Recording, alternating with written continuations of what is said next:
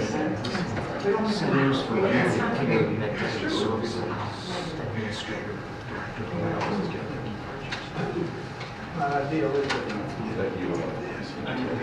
Yeah, they work this way. Okay, this is right before, sorry, yes. Thank you.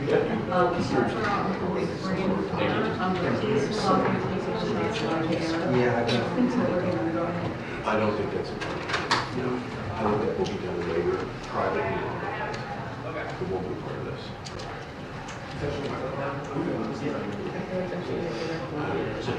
Me too. Correct, correct. Please hold off for a second. Please. Yeah, that's, I don't think we're gonna, I'm not gonna squeeze that into this one. That would be somewhere wrong. Okay.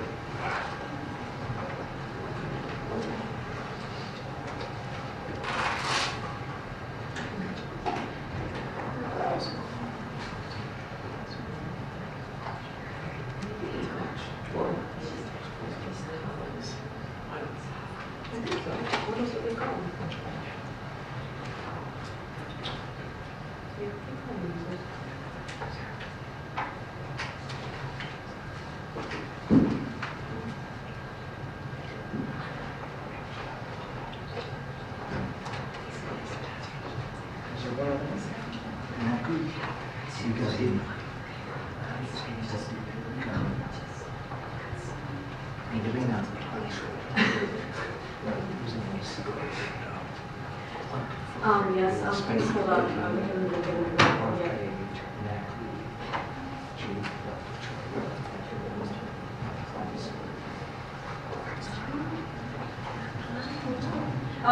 My connectivity is bad, so it doesn't know, so I can't take them yet.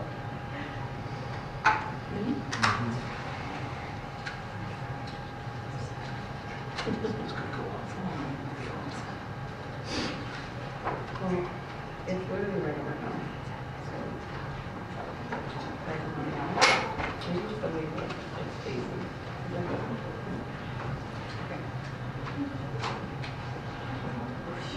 Yeah.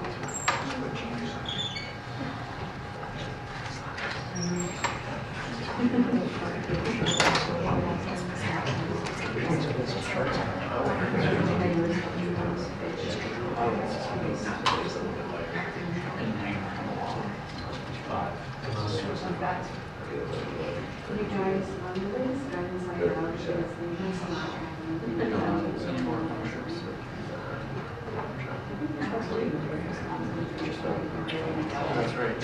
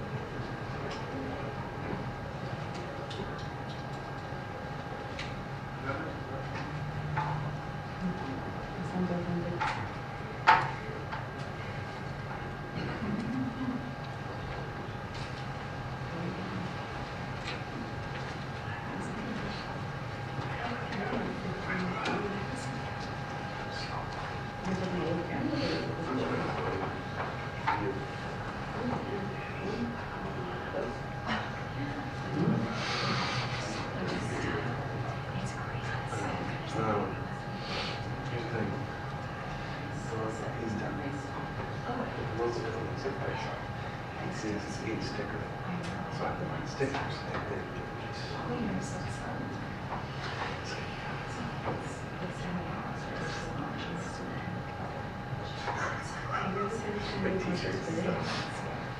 Yeah, once I get the stickers, I'll lift the embargo. Or you can get more and out of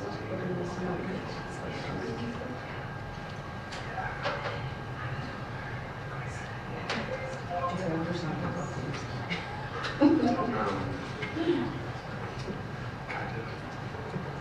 It's just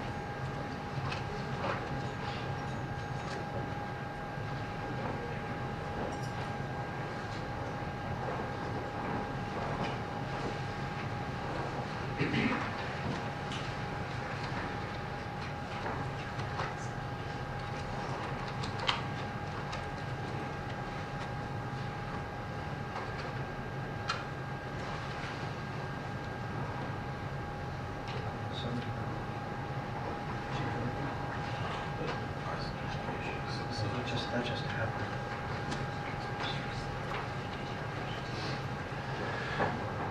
That's great.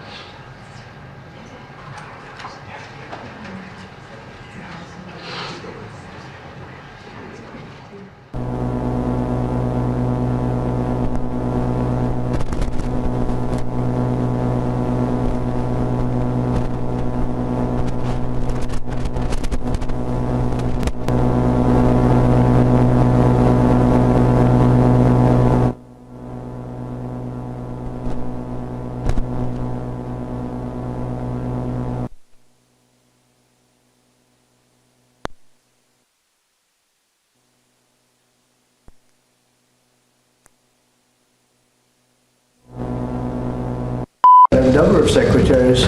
Secretary is Lutnick behind me, I hope? Where's Lutnick? He's over here, sir, to the right. You can get over here. I'm looking for Lutnick. Our great Secretary of Commerce. Good, I'm thinking you would have been in trouble. Howard Lutnick, great. Secretary Robert F. Kennedy Jr., CMS Administrator, Mehmet Oz, Medicare Administrator Chris Klomp, and the FDA Commissioner Marty McCary, and I just want to thank them. Well, they've been working hard on many, many things. I think this is one of the biggest medical announcements that this office has ever made, because we're talking about price reductions, as you'll see in a couple of minutes, that are incredible. For many years, Americans have paid the highest prices anywhere in the world for prescription drugs. They paid far more, 10 times, 13 times, 15 times more than other countries for the exact same product. A major reason is that the American consumers have been subsidizing research and development costs for the entire planet.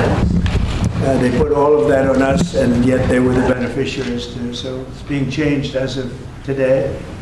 The United States had just 4% of the world's population and consumers, only 13% of all prescription drugs, yet pharmaceutical companies make 75% of their profits from the United States. So think of that. We have 4% of the market. 13% of prescription drugs, and yet, Albert, I didn't know you were that violent. I'm surprised you're agreeing to this. I'm getting better.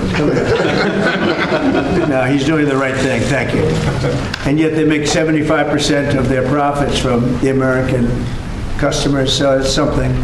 That's why I signed an executive order combating this practice, and we signed it very happily a little while ago. Today, Pfizer is committing, as will other drug companies as we go through the weeks. But Pfizer is truly one of the biggest in the world and one of the greatest in the world. Today, Pfizer is committing to offer all of their prescription medications to Medicaid, and it will be at the most favored nation's prices. It's going to have a huge impact on bringing Medicaid costs down like nothing else. I told you that in my first term, I was so proud of the fact that for the first time in 28 years, drug prices came down. And I had a news conference that I explained it was 1/10 of 1%, but it was down. And here we're talking about, in one case, over 1,000%.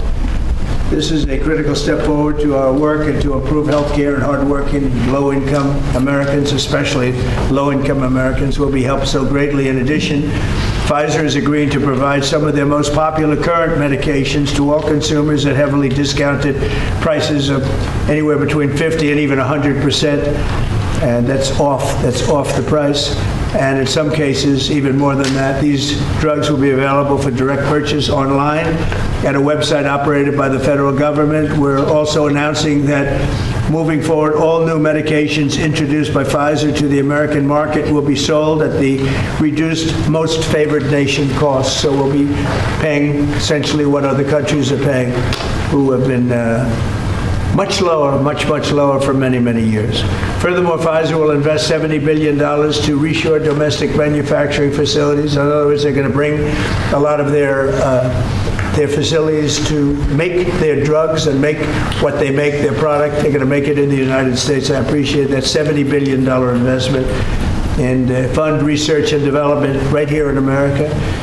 We're working with other major pharmaceutical companies to secure similar agreements. Everyone understands that the status quo where Americans pay more for drugs, prescription drugs, and they pay more than foreign countries who take advantage of us in many other ways, although not so many anymore. I think we've pretty well got that stopped, right? I think so. We've stopped that, but they took advantage of a lot of other presidents, that I can tell you. But we're making this pay to be very unacceptable, what they've done in the past. That's why my administration is also taking historic action to investigate the unfair and discriminatory trade practices of other countries that extort our pharmaceutical makers to shift costs onto the American consumer. They say, no, give us a price, a very low price, and just charge the American consumer, charge it to the U.S. The United States is done subsidizing the health care of the rest of the world. It's a big thing. I can't tell you how big this is. And I was all set to go on a first term, but then you had the COVID, and we had to focus on that. But I said, I want to get back here, because you're talking about 14, 15, 1,600% reductions in some cases. But by taking this bold step, we're ending the era of global price gouging at the expense of American families, and we're making America healthy again, which is our little theme for the people behind me. And I want to just ask Secretary Kennedy to come up, and we'll start, and we'll go through it with Oz and Klopp and Bourla and McCary, and we'll go through it, and if you have any questions. But this is a really big announcement. This is something that most people said was not doable. And other countries are going along because we told them that if you don't go along, they didn't have to go along, but if they didn't go along, we were going to put extra tariffs on those countries, and we were going to charge them the amount of money that they should be paying for the reduction in costs. So I think we had a pretty good negotiating position. So Bobby, I'd like you to speak about this, and what a great job, and thank you very much.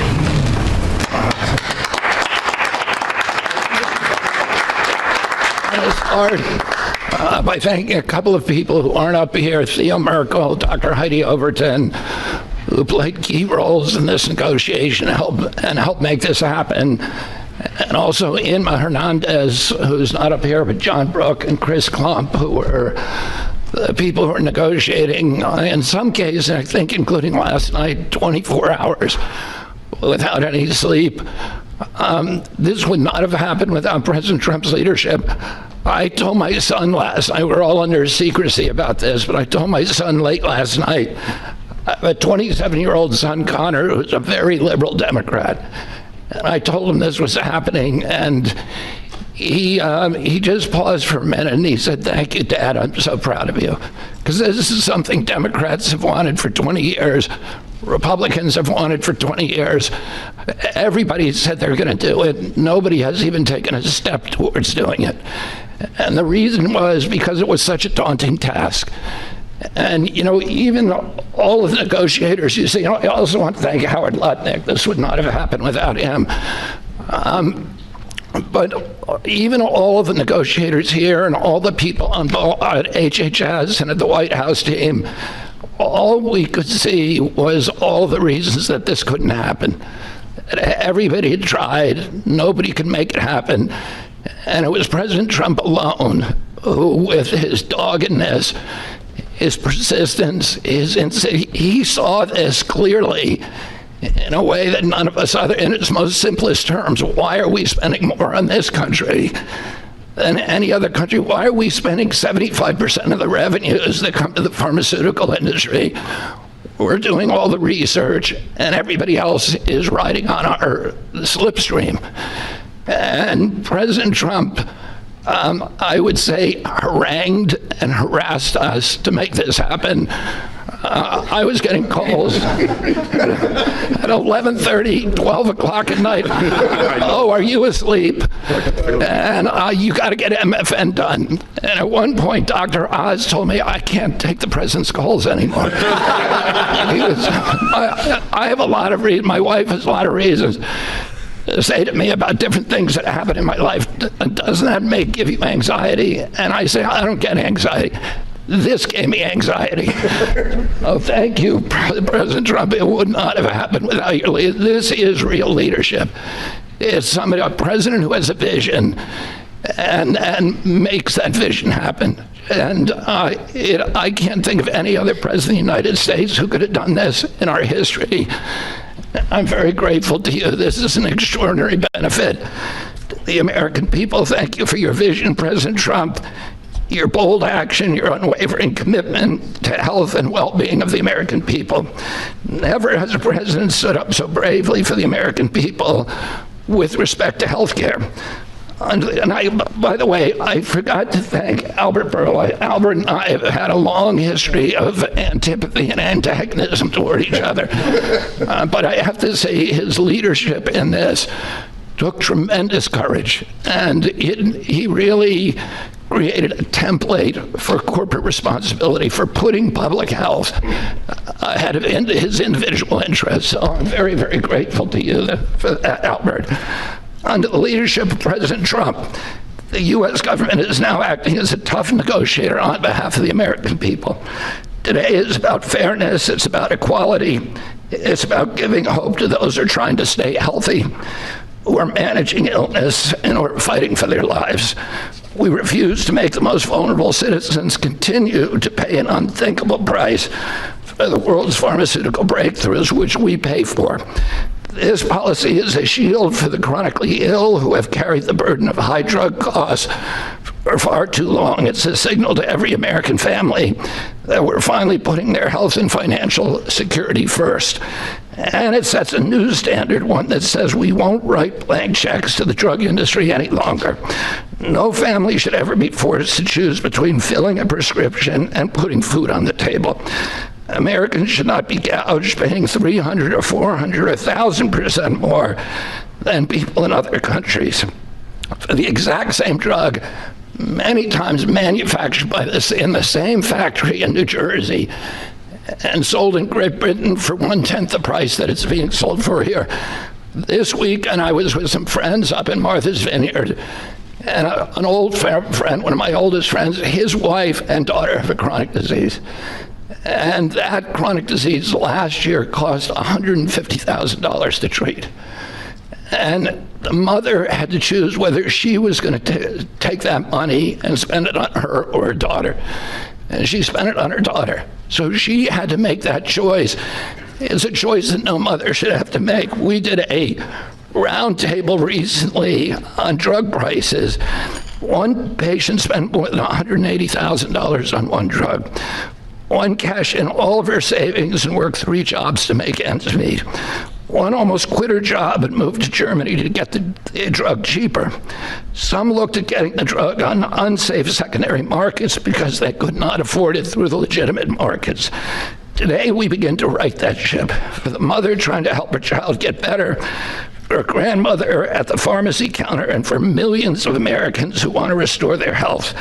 Today is about another promise made by President Trump and another promise kept by President Trump to the American people. And it's only just the beginning. This is all thanks to your unwavering leadership, Mr. President. Thank you. Thank you very much. Thank you very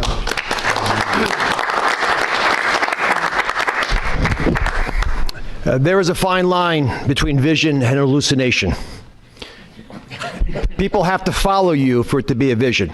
And President Trump, you made a lot of people following you on an idea that most people thought was not possible, even remotely. And when we have that shared vision, and I'll speak to some of the people who are involved in this process, because it was incredible effort that gives me great pride to serve in this administration.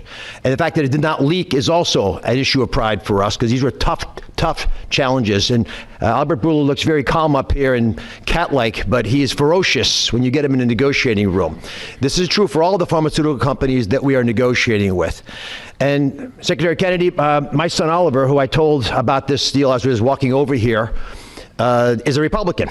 And you know what he said? Thank you for making us proud. Because it's not just a Democratic problem, it's a Republican problem. This has not happened before.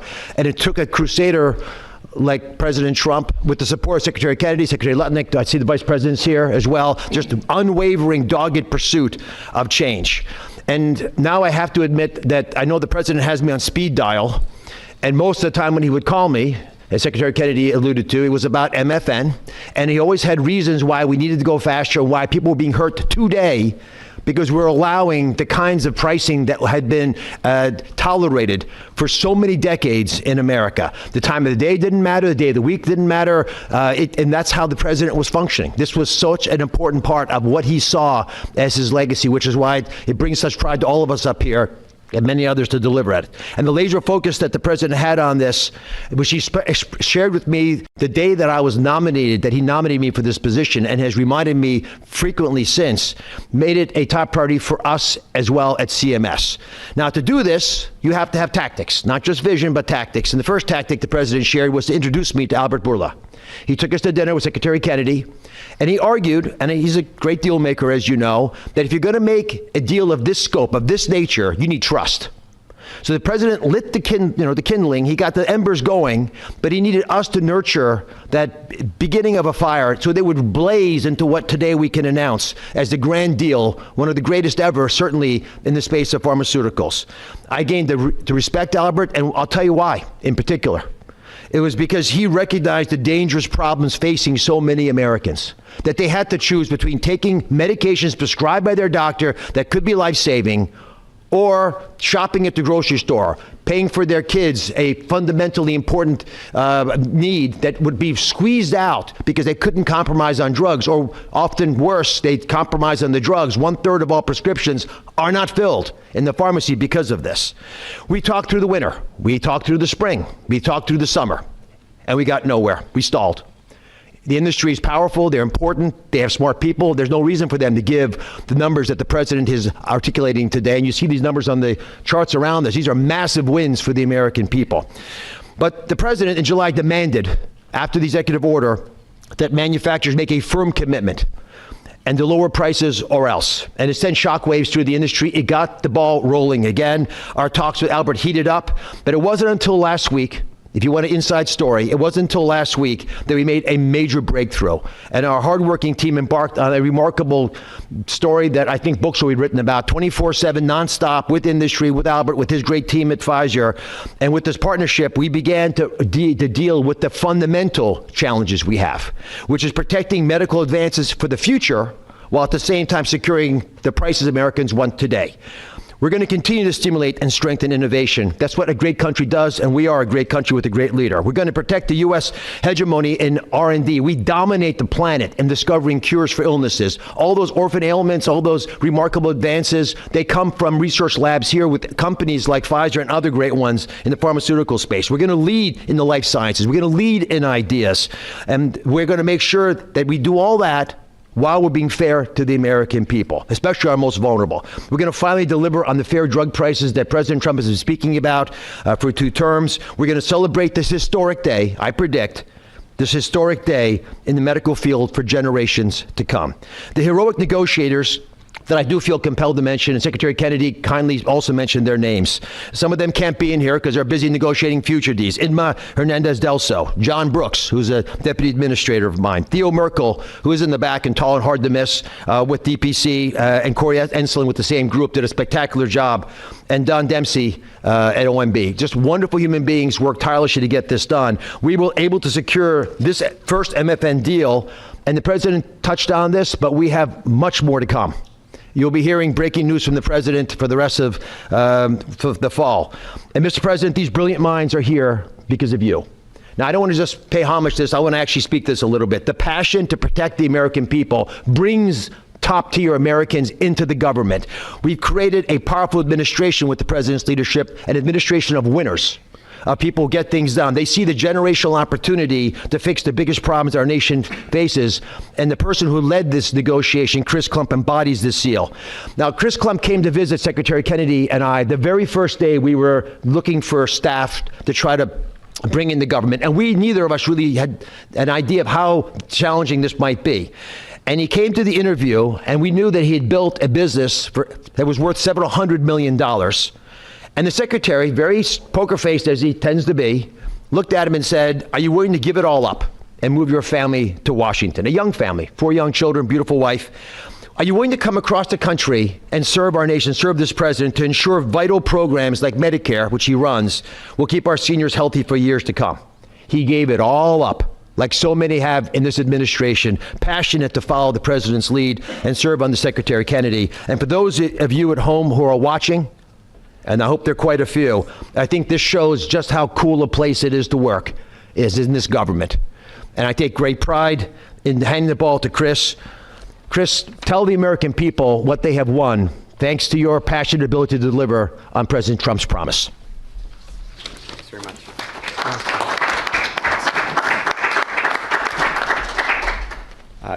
Thank you, Mr. President. You have enabled something that as recently as last night, nearly everyone has said was impossible.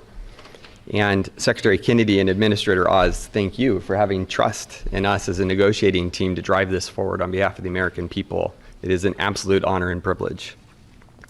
And Mr. Borla,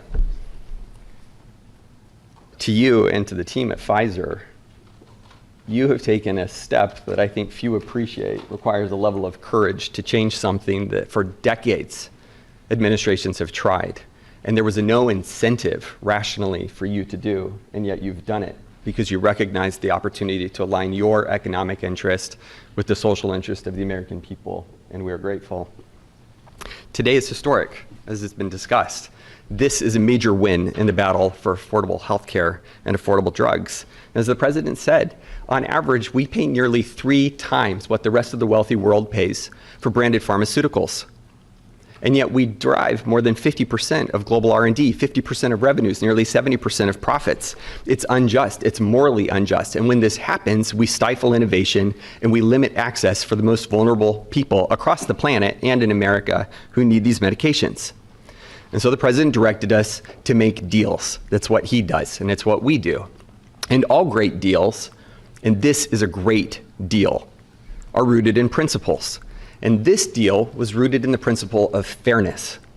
Now, the president could have directed us to go to the poorest country on the planet and find the cheapest price for every single drug and bring that back to the United States and use the might of the government to insist that that's the price we pay. And that might have worked, actually, for just a little bit.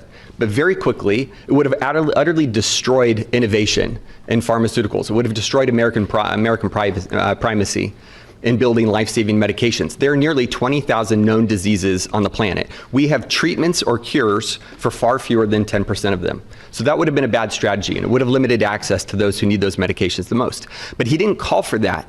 He didn't call for 50% lower than the lowest price on the planet. What he called for was fairness. And that's a powerful principle, because we all grow up wanting to be on the right side of fair. And it allowed us to do what has not been done before, which is to call on manufacturers and ask them to be fair, and allows us to go to countries and ask them to pay their fair share in the battle against global disease. And that is the unlock for this great deal. Now, it's my privilege to talk just for a few minutes about the details of the deal. First, let's start with the definition of MFN. What do we mean by that? This is not made-up list prices that have often been quoted in prior administrations, stuffed with fees and rebates. We're talking about we start at net prices, after fees, after rebates, the prices people actually pay here, the prices people actually pay in other wealthy countries. We then index to a basket of countries, wealthy countries, across the world. And we go drug by drug, and we look for the lowest price. And that becomes the starting point for what an MFN price is in the United States. And then we've built this principles of fairness on 5 key pillars, as we've talked about. Number 1, as has been discussed, direct access for patients at TrumpRx, which is a site soon to be launched, available often at full MFN, and in detours to purchase drugs more inexpensively at our neighbor. You do it from home, you do it a click. This is American ingenuity outsmarting the system. Number 2, the president was very clear to us and directed us to ensure that we secured the lowest prices for the most vulnerable Americans, those who are served by Medicaid. So we focused there first. So Pfizer will be putting virtually all of its portfolio of drugs at MFN prices available to Medicaid in the near future. This safeguards the program. This ensures that this program lives as a lifeline without undue burden on the taxpayer for those who need it most, for our vulnerable Americans whom we are charged morally to care for. The third principle is about future-proofing fairness. This is the idea that Pfizer has committed, as are other manufacturers, that they will not launch a new drug for commercial, Medicare, Medicaid, or cash pay markets at a price that is higher than the other wealthy world. Now, they are free to price their drugs wherever they want. These are not price caps. These are not price controls. They can price however they'd like. We're simply asking them, and they are committing not to undercut us in other countries. This is an essential principle. This allows us to retrain other countries to appropriately value innovation for their citizens, to appropriately understand what fair share means to contribute global R&D. This allows us not to compromise access for those who need it most. And this is a powerful commitment. The fourth principle is around shared savings. As our commerce colleagues and as our US trade representative colleagues succeed in encouraging other countries to pay more for existing medications, a portion of that will go to fund additional R&D. And a portion of that will repatriate back to the United States to offset prices, lower prices further for Americans on those existing drugs. And the fifth principle, as discussed, with hats off to Secretary Lutnick and Ambassador Jameson Greer from US Trade, is about Pfizer committing to onshore 100% of the value of all imports that it currently imports to the United States, thus ensuring that we seal our great American resurgence. If you're watching this right now and you have been looking for evidence that this is a president who knows and cares about you, who is fighting for you, who is fighting for every American, this is Exhibit A. This is not an empty promise. It's not platitudes. It's not lacking a plan. These are hard contracts with teeth, lowering prices now that we will all feel. These are the most significant, historical, substantive, mathematically quantified price reductions in the history of our country in modern-day pharmaceuticals. I cannot thank you enough for your leadership in enabling this to happen. It is an absolute pleasure. The President has showed us that the impossible can be achieved, and that is what's happened today. God bless America. With that in mind, it is my absolute pleasure to introduce Albert Bourla, CEO of Pfizer.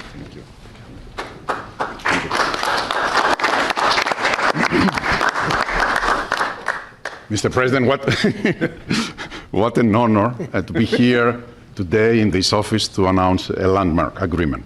I think it's an historic day. Is this the coolest office? He has a beautiful office, but the Oval is the coolest, right? What do you think? I think by far. And I have seen other presidents' offices. There's nothing like that. Yeah, it's good office. Yeah. So it's an historic day because I think today we are turning the tide and we are reversing an unfair situation. For years, other rich nations refused to pay the fair share for the medical innovation. And as a result, Americans had to assume disproportional cost on their shoulders. This situation, we all knew, is not sustainable. This situation is a situation that many wanted to change, but no one could. This is changing today with this agreement. In July, the President sent to me and other heads of pharmaceutical companies a letter. And over there, he articulated 4 specific requests. These requests, it was obvious to us, were designed to lower drug cost in the America in different ways, each one of them. And altogether, holistically, to have synergistic effect in the impact that that will have in the US healthcare cost and patients. With this deal that we signed today, we satisfied all 4 of President's requests, all 4. The big winner of this deal clearly will be the American patient. There is no doubt about it. They are the ones that will see significant impact in their ability to buy medicines. But I would argue that it is not the only winner. I think who else is a winner here? It is American innovation and American economy. In our industry, we had 2 major overhangs that have substantially reduced our valuations and create concerns for us in our ability to invest. We are addressing both of them right now, and I will speak about them. The first one was the uncertainty of tariffs. Because President is absolutely right. Tariffs is the most powerful tool to motivate behaviors, Mr. President, and clearly motivated ours, right? So By this agreement that we did, we commit to onshore the production of our medicines that are consumed in the US and are made outside the US. And for that, we are ready to unleash our investment portfolio in this country. And the President graciously gave us a 3-year grace period that we will not be subject to the 232 tariffs, as long as, of course, we move the products here. That's one. The second overhang in our industry was this uncertainty. What will happen with the framework of pricing in the country? Was holding people from investing in the pharmaceutical industry, which resulted in significant reduction of our multiples. Actually, our multiples are at historical low. Well, now we have clarity about what is the framework for the US pricing. Read the letter of President Trump, read the 4 points, and this is the framework. And we will abide to that, and going forward, this is how things will be priced in the US and abroad. We are ready to invest, as the President also mentioned, $70 billion in the next few years from Pfizer in manufacturing and research in America alone. I really think this is an historical moment because also I can put that behind us and focus on the things that I want to spend my time. Cancer treatments, to bring better obesity medicines, to bring better vaccines, to bring things that people value. And thank you for allowing us to do that. I want to thank Secretary Kennedy. I want to thank Secretary Latnik. Your leadership helped us to put that together. You are the masterminds of everything. And without the brilliant way that you designed the whole thing, we wouldn't be able to make it happen. Blessings. But you were even more brilliant because you had someone in your team that he was the driving force behind everything. And I don't have words to thank you for your integrity. And it is what you have said. We created trust from day one. And that was the most important thing that allowed us to be able to pull very difficult negotiations. Of course, also I want to thank the US trade representative, who is also heavily engaged, and he's probably the first trade representative that I have seen that cares about our industry and cares to do something about unfair situations out there, but more than anyone else. Mr. President, I want to thank you. Thank you very much. For your leadership, and frankly, for your friendship. Thank you. Thank you. Albert, thank you very much. Great job. Great job. Thank you, Mr. President. The growth of drug spending, that is, the increase in drug pricing, is the fastest and biggest increasing area of healthcare spending. So today's announcement has incredible implications for healthcare spending in the United States. And today marks the beginning of the end of the Great American Ripoff. And it also marks the beginning and the end of a great American tragedy, something I've seen as a physician at the bedside.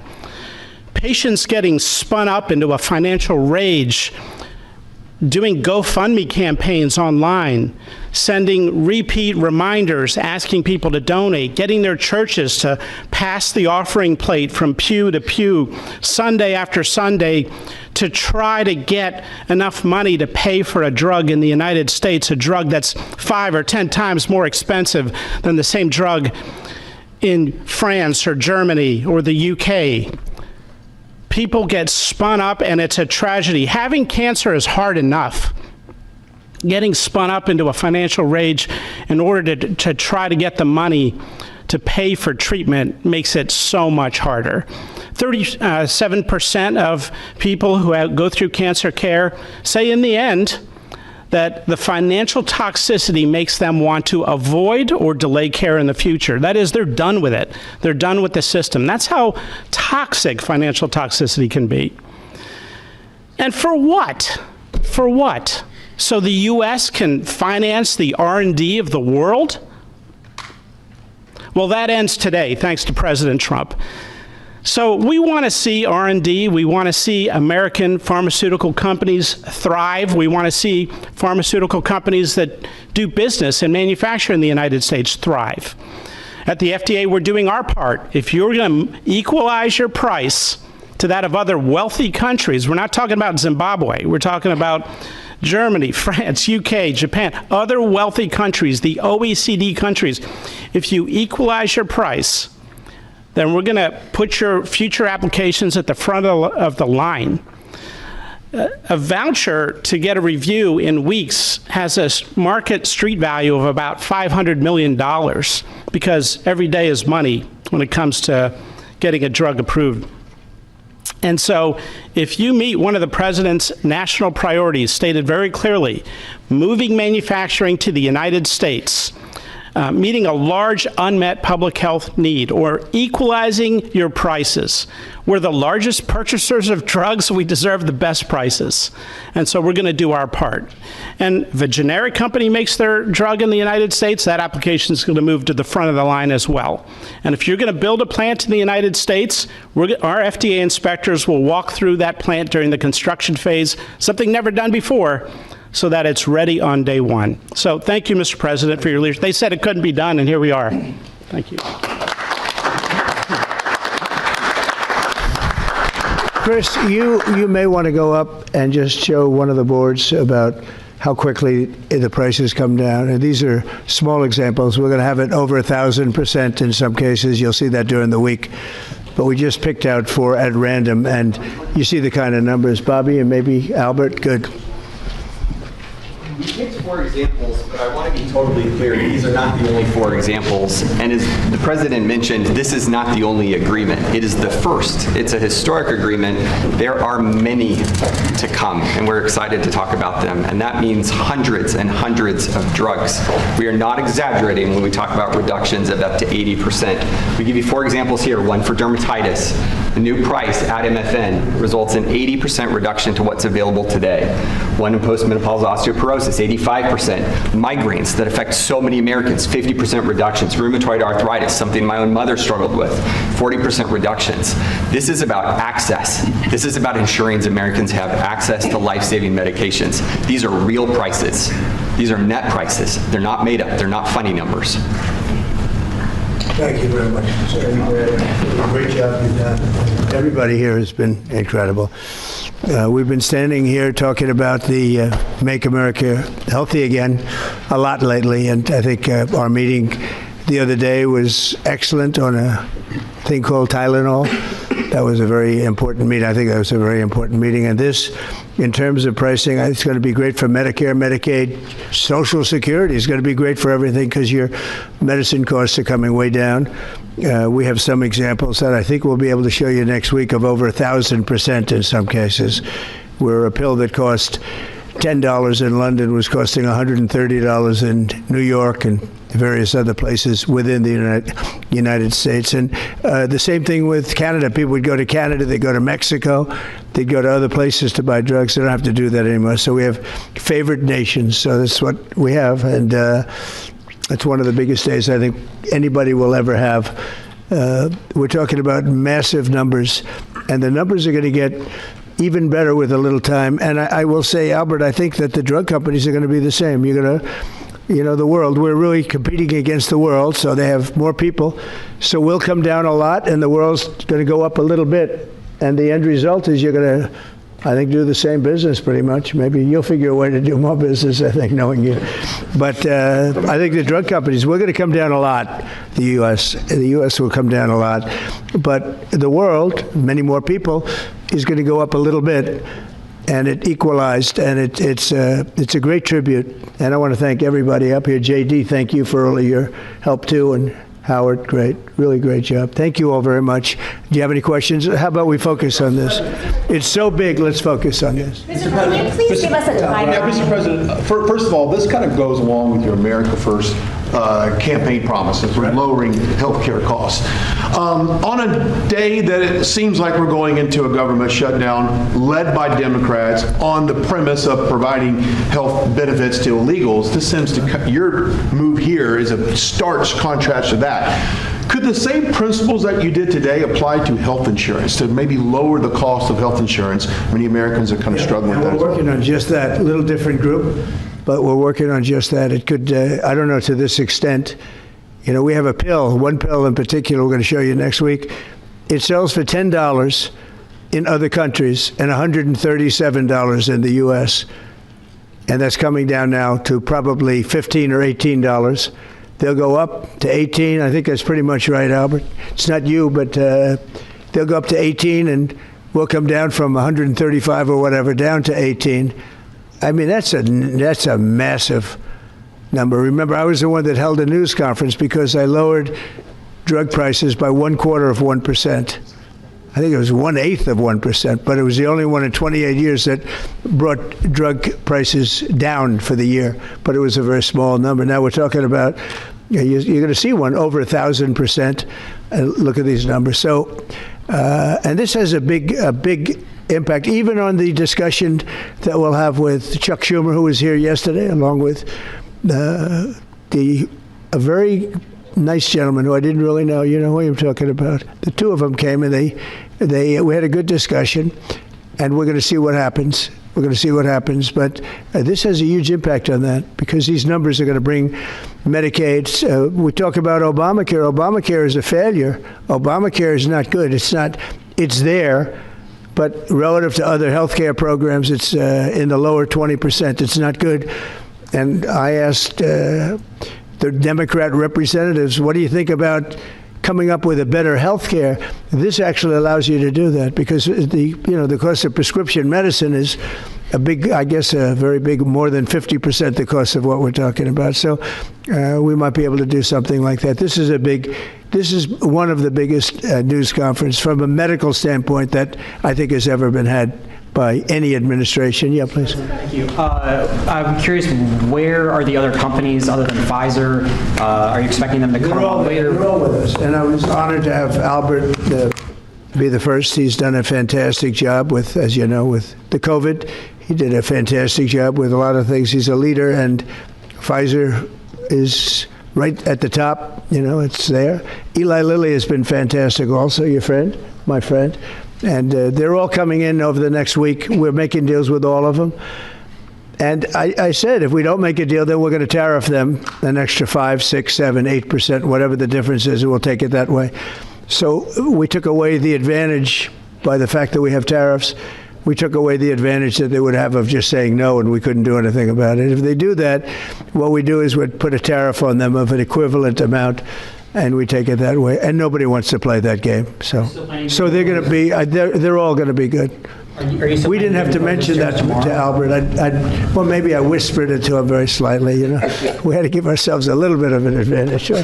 But the tariffs played a big role because they know that's what's going to happen. You mentioned the exemption of the 232s, but can you share a timeline for when we can expect the results of that 232 investigation? Let Howard answer that question, please. Sure. So while we're negotiating with these companies, we're going to let them play out and finish these negotiations because they are the most important thing to the American people.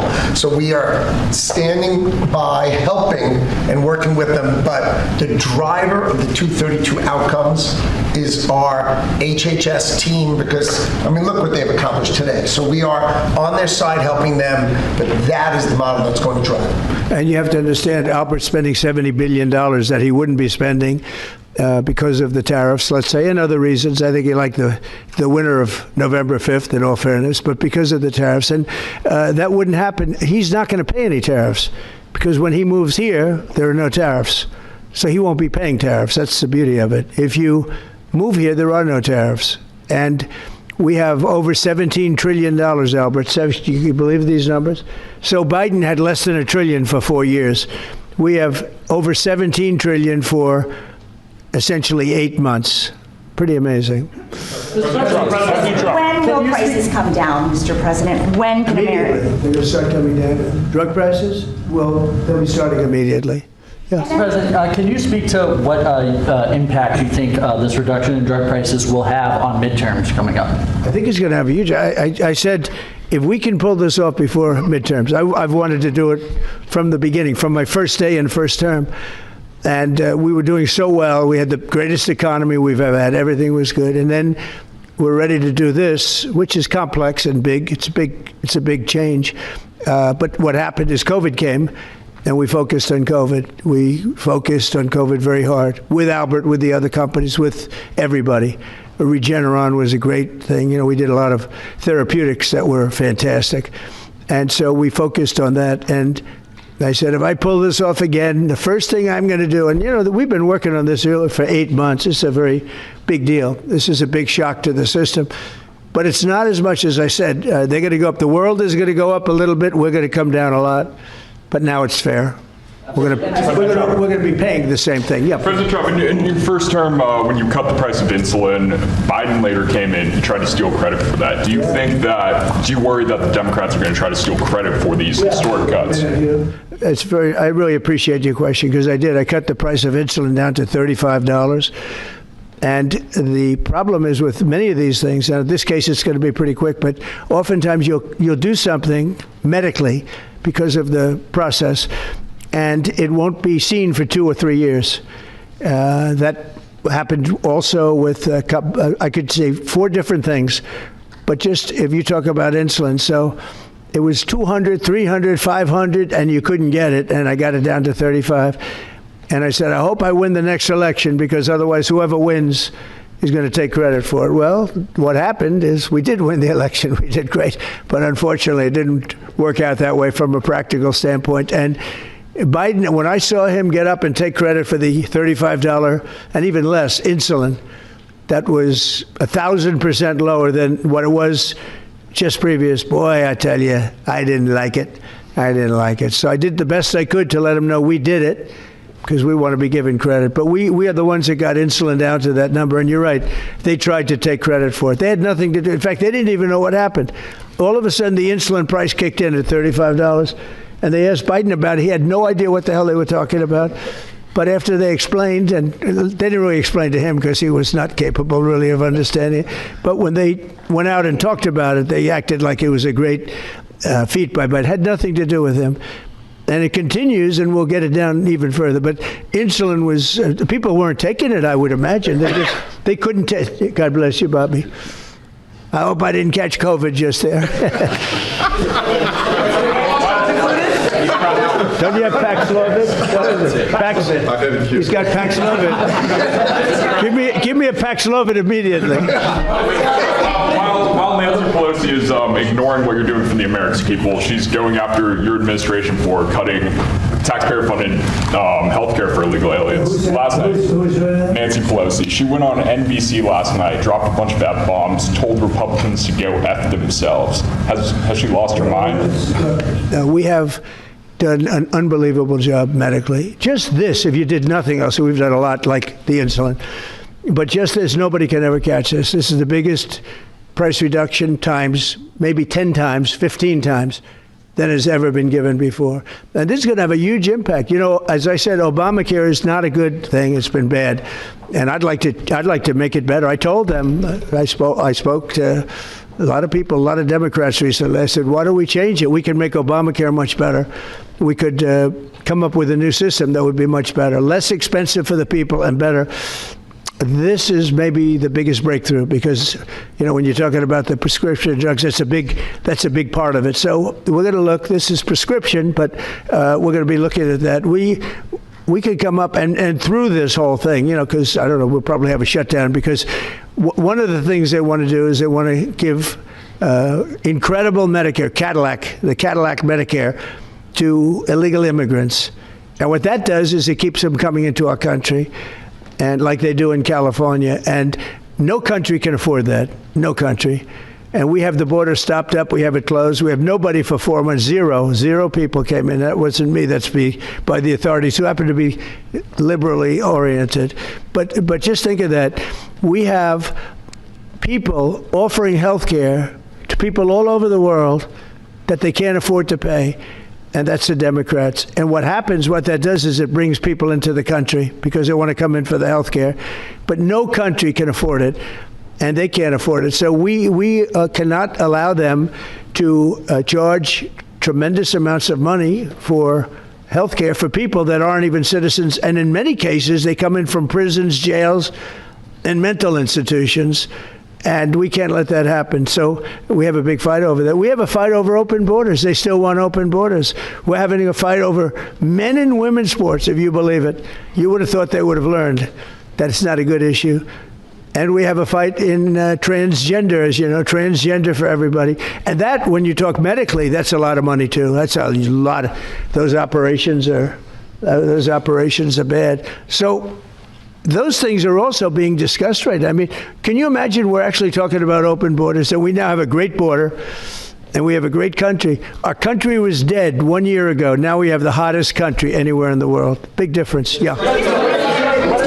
About the state of the Democrat Party when they have a 33% favorability rating on average in recent months, and they're willing to shut down the government over health care. They are shutting it down. We're not shutting it down. We don't want it to shut down because we have the greatest period of time ever.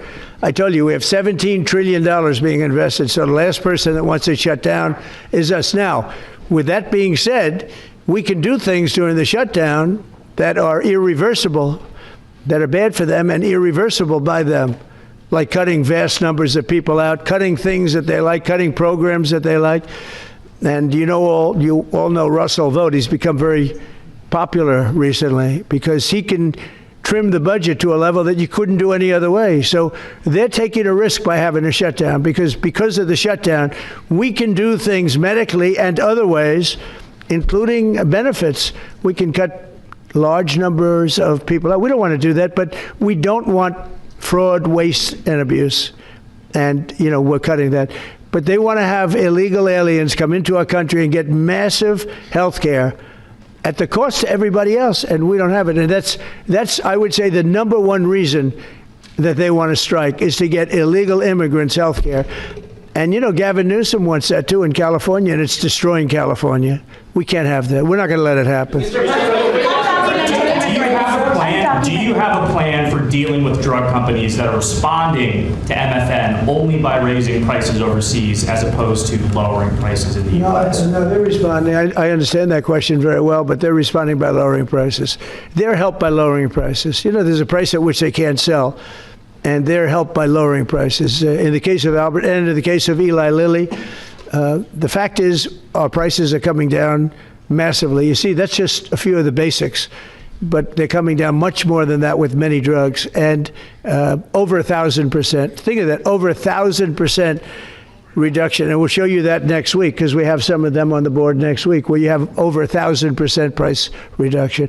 Now, what's going to happen is you're going to have the market will kick in. This way, the market kicks in. The other way was just basically it was just a form of control. You were stifling the market. Yeah. Is a shutdown inevitable? And how would you describe the negotiations with Democrats yesterday? Are more meetings scheduled? So nothing is inevitable, but I would say it's probably likely because they want to give health care to illegal immigrants, which will destroy health care for everybody else in our country.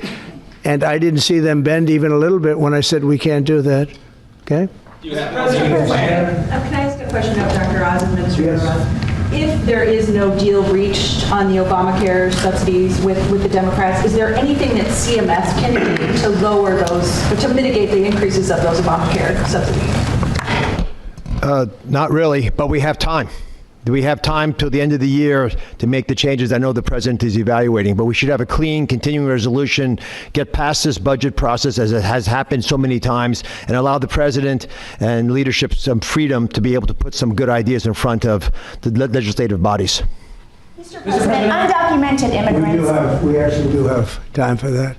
Not eligible for the health care subsidies that Democrats are demanding. So can you clarify, what are you talking about when you say Democrats want to protect their health care? So when an illegal person comes in, a person who came into our country illegally, therefore breaking the law, and look, we all have big hearts. I have a bigger heart than you do. They're all breaking the law, and they're coming into our country. And we just, as a country, cannot afford to take care of millions of people who have broken the law coming in. We want them to come into our country, but we want them to come in legally. Now we have a strong border, very strong border, thanks to Christie and Tom Homan and the whole group. They've done an amazing job at the border. I mean, we had a border that was reckless. We had a border that was a disaster.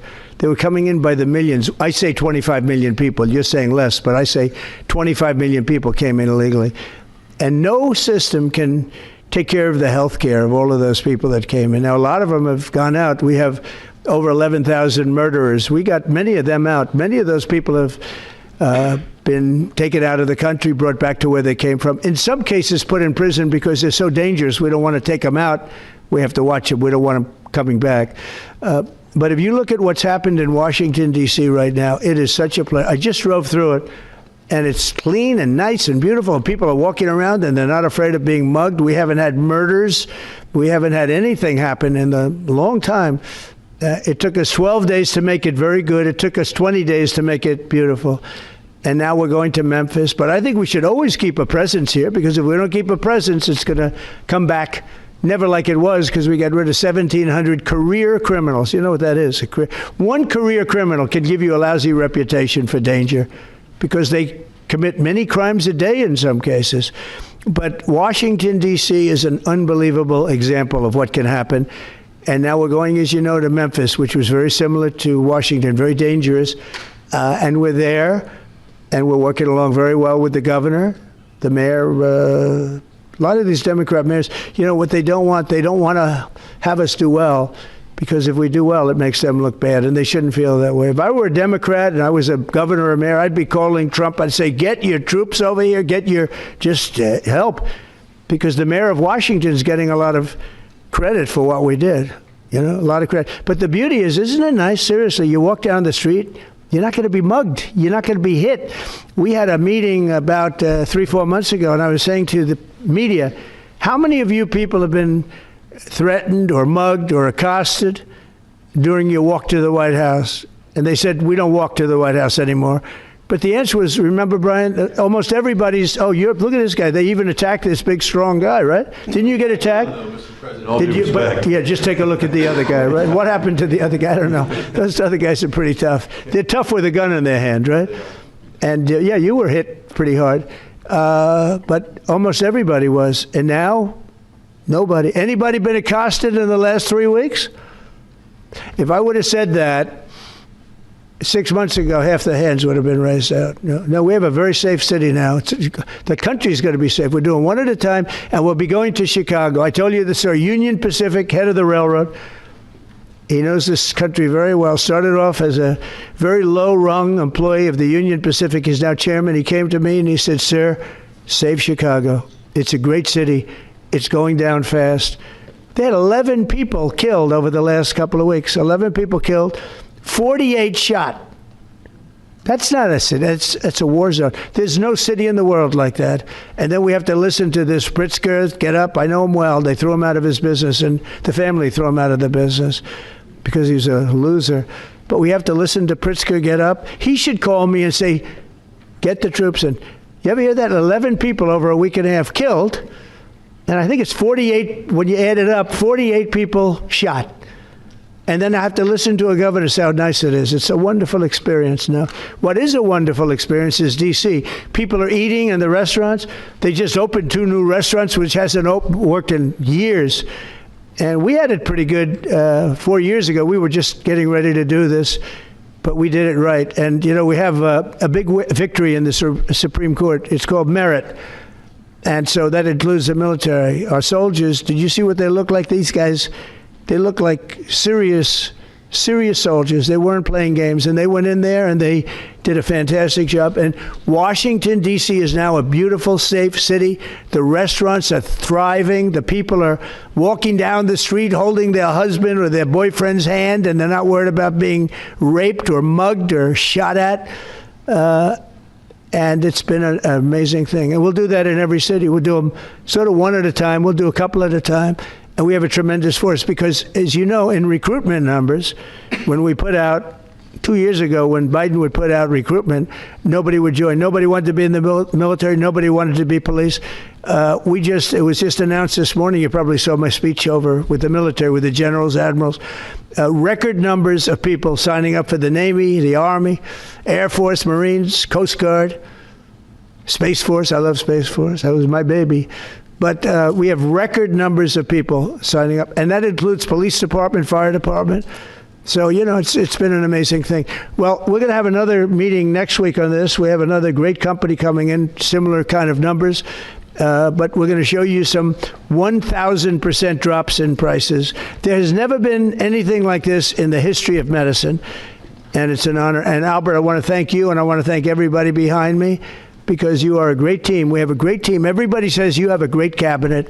It's a great team. So thank you, Bobby. Thank you very much. Thank you, everybody. What's the company next week? We have an update on IVF, comment, sir? Thank you, Brad. Weight loss drugs? Thank you, Brad. Are the weight loss drugs